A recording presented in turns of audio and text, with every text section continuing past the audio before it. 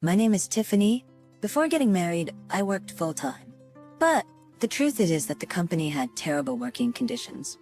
I had nearly 90 hours of unpaid overtime. I thought about working even after marriage, but due to health issues, I decided to quit when I got married. Now I live a healthy lifestyle, waking up and going to bed at regular hours. My health improved drastically after quitting. Theo didn't oppose my decision to quit. He seems to love that I am home, doing household chores, and welcoming him back from work. Back when we were newlyweds, he would often say, "I'm so lucky to have a wife who welcomes me home." Though after 5 years, that sentiment became a given. But that's to be expected. Still, issues crop up over the years. My mother-in-law, Sarah, who used to be sweet, now often asks, "When will you give me a grandchild?" Every time we visit. And she always chooses to say it when Theo isn't around. Years of hearing this has built up a considerable amount of stress for me. To be honest, I don't want to see her because of the pressure she gives. John is a quiet, kind man who doesn't interfere. The irony is, it's Theo who says kids are just a hassle. They also cost a lot. Yet, when confronted with his parents, he acts as if it's none of his business. Once I told him, if you don't want kids, explain it to your parents. But he shrugged it off, saying, "Isn't that a conversation for women?" At crucial times, he evades responsibility with his own set of values. Because of this, to his mother, I seem like the wife who can't have children and he's the husband supporting her. Finally, I tried to clarify, it's Theo who doesn't want kids. But Sarah, convinced I can't get pregnant, replied, "You're just trying to put the blame on someone else." John sometimes tells Sarah not to interfere with our choices, but she doesn't listen. In the end, Theo doesn't want the hassle of parenting, but doesn't want to upset his mother either. It's evident that he's always trying to please his mom. Honestly, I never thought he'd be this unreliable. If a ship were sinking, he'd probably save his mother before me. Yes, he's a bit old-fashioned, but at least you're not living with them. My mother responds over a weekday afternoon call. Over the past year, I've often vented to my mother about Theo and Sarah. Although my mom is quiet, she's rational, she patiently listens and often calms me down. I feel guilty sometimes, thinking that a wife shouldn't complain about her husband to her parents. But with Theo not being supportive, my mom is the only person who truly understands me. I'm sorry for always talking about this. I know you have your struggles too. It's okay. Mom's fine now. The hospital tests showed nothing wrong. In reality, she had heart surgery and got a pacemaker just 3 months ago. I was worried when I heard she was going in for the procedure, but she just laughed it off. Reminds me of when I told my husband. He said, "Pacemakers are pretty common these days. It's not that big of a deal." Yet, when his own mother sprained her ankle, he panicked and promised I'd help out without asking me first. Talk about double standards. I mean, a surgical cut is way more serious than putting a plaster on an ankle. I always complain over the phone and rarely visit my family since I live far away. I haven't been the best daughter to my parents, but this time, I plan to surprise my mom on her birthday with a trip in collaboration with my dad. Enzo, Dinner's ready. My husband, as always, takes a seat at the dinner table. He never really comments on the food anymore, but I was excited about the plan I made with my father. Actually, my mom's birthday is coming up. oh, He paused eating his steak and looked at me quizzically. I was thinking of booking a hotel in Lake Tahoe and taking a trip there. really? He didn't seem too keen. The hotel is quite fancy and it's popular around here. I got a great deal through a contact. Upon hearing the word luxury, his eyes lit up. A luxury hotel? We're getting separate rooms from your parents, right? Yes, we are. And since both my parents will be there, why don't we do some sightseeing in Lake Tahoe together? Sure. At least he seemed somewhat interested. Considering he spends most of his time with his parents, he can't complain about the trip with mine once in a while. Luckily this time I don't need to arrange the date or the hotel booking. My parents are taking care of everything. It's like I'm letting them do everything for me. When's the trip? I need to apply for my leaves. My husband threw the question over his shoulder as I was packing in the bedroom. Did you tell him? It's on the 23rd and 24th. Oh, right. Turning around, I saw him absent-mindedly fiddling with his phone. I've told him about this trip before. He never really pays much attention to me or my family. But on reflection, indifference was better than his past reactions. On the day of the trip, we drove to the luxury hotel in Lake Tahoe. My parents had arrived the previous night. Today's plan was to explore Lake Tahoe with them and enjoy dinner at the hotel. It's been a while since I last saw them, maybe since my mother's surgery. They are both retired and don't usually splurge, so a trip like this should be fun. I sat in the passenger seat, leafing through a Lake Tahoe travel magazine. Upon arriving, I planned to call my parents to the lobby after checking in, but they were already in the parking lot, and standing next to them was Sarah. Suddenly, my husband parked the car abruptly and rushed over to them. What on earth is happening? I was sure I had explained the plan properly. I quickly got out the passenger seat of the car and followed. What's going on here? While I was flustered, my husband began speaking fluently to my parents.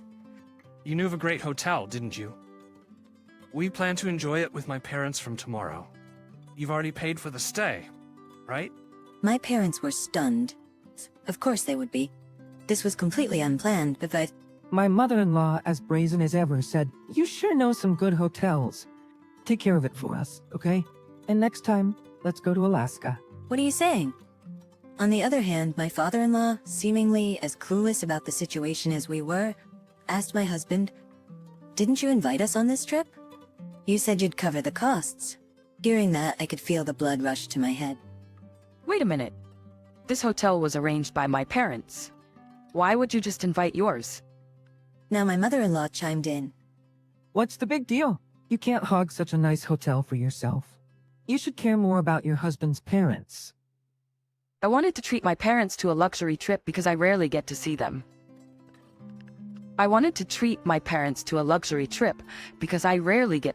Unlike John and Sarah. Plus, today is my mom's birthday. My mother-in-law, with a really? Look, sized me up from head to toe. You've never gotten me a birthday present.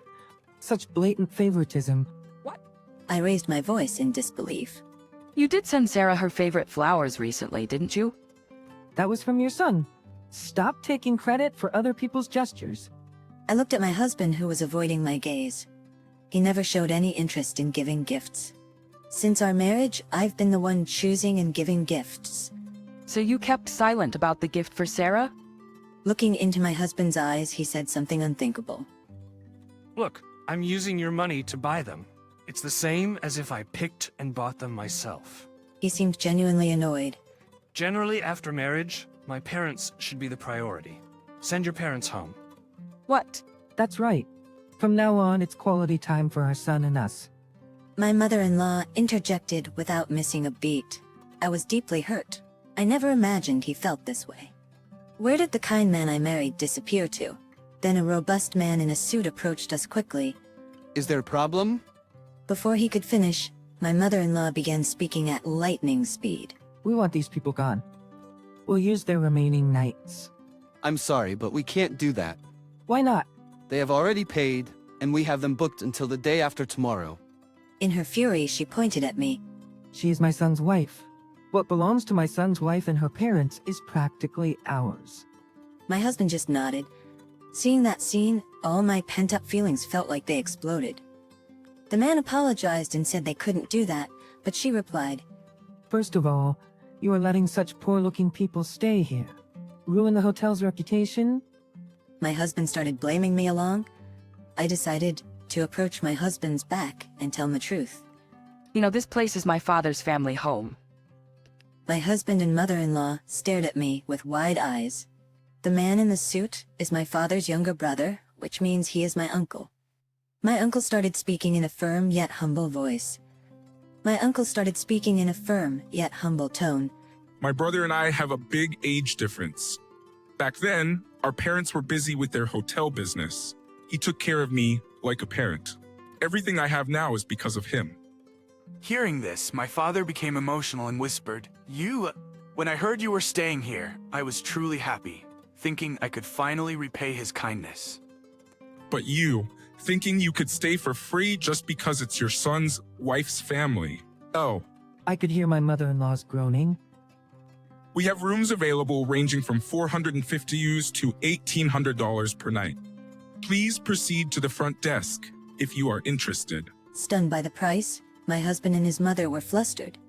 What do we do? We don't know any other hotels. What do you expect me to say? Watching the two, my father-in-law let out a deep sigh. This is karma for always taking credit for Tiffany's achievements and trying to impress your mother with them. My husband seemed at a loss for words. I'm truly sorry, everyone. I never thought my son would do something like this. He began to apologize deeply. No, wait, John. I quickly intervened. My father-in-law is a victim too. He was invited to the hotel by his son, only to find out he'd been deceived. Though my mother-in-law seemed to have been told even more. Suddenly she had an idea. Wait, since it's a hotel run by relatives, can't you give us a discount? We are family after all. How shameless can she be? Has she forgotten all that she has done? But my uncle calmly stated, I don't consider someone who insults my loved ones as family. His words made me realize something. The way my husband and mother-in-law had been treating me all along was condescending. All the unpleasant tasks were left to me. Any prize was stolen by them. What was I to them? They exploited and belittled me. If they had thought about my family even a little, this trip wouldn't have happened. You've always looked down on me, haven't you? I said, looking at my husband, who hung his hat in silence. You thought my parents would let this slide if you pushed hard enough. How awful. Has she forgotten all that she has done? I couldn't afford to stay at such an expensive hotel. I just wanted to impress people. With her face full of regret, he glared at me. With a face full of regret, he glared at me. My father-in-law approached, looking disappointed. Isn't this just like you, always trying to look good in front of your mother? Who is the person you should be protecting the most right now? Huh? My husband stood still, looking confused. With a stern face, my father-in-law continued. Listen, you are married, your priority should be protecting your wife, not impressing your mother. And yet you... My husband looked away. I noticed the expression on his face. He will always choose his mother, no matter what anyone says. Summoning my courage, I raised my voice. John, thank you for all you've done for me so far. You've helped me more times than he ever did. But I can't continue living with him as a couple any longer. My husband looked up, surprised. Let's get a divorce. Saying the word divorce out loud made me feel incredibly liberated. Right, I've always wanted to divorce him. Are you serious? I heard my mother's voice from behind. I nodded. Yes, I've been thinking about it for a while now. Hold on. I'll apologize for what happened this time. Watching my husband scramble was almost like seeing a stranger's plight. It's not just about what happened this time. It's the forgotten gifts for Sarah and countless other things. Of course, today played a part in my decision. Suddenly, my mother-in-law, red-faced with fury, yelled, "A woman like you, who doesn't work or even have children, should be grateful just to be married." The realization that I could also sever ties with her left me with no fear. Look, I won't be belittled. And just for your information, it was your son who didn't want kids, saying parenting would be a hassle. I bet you never heard that from him. My mother-in-law just sat down, stunned. She had always believed it was my fault, not realizing it was her son's decision all along. So, my husband and mother-in-law were taken away by my father-in-law, and I went on to enjoy a family vacation with my own parents. You had quite the eventful birthday, didn't you? I'm sorry. My mom, with her usual cheerful tone, said, "As long as you are happy, that's all that matters." But who knew he was that awful? I should have visited earlier to see how things were. Now it's okay. I've been in that life for so long I became indifferent. This was a wake-up call. My typically silent father seemed to have a hint of joy on his face. After that, my husband and I divorced. But it seems the relationship between him and his mother has soured. He was never the considerate type and always left everything but his job to me. Without me, his apartment was reportedly turned into a garbage dump. Apparently, my ex-mother-in-law visits him regularly to clean up.